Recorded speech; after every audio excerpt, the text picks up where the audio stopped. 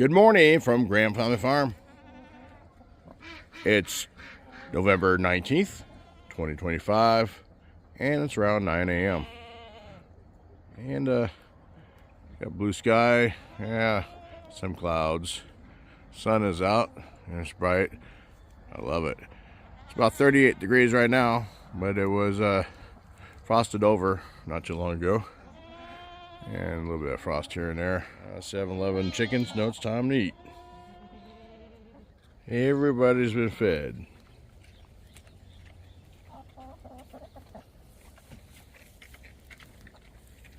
Had to break the ice in JD's water so he could drink.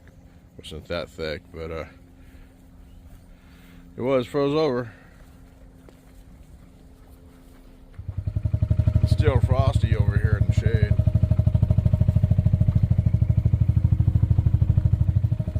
Yeah, I need to move some of these chips here pretty soon so I can put some more in.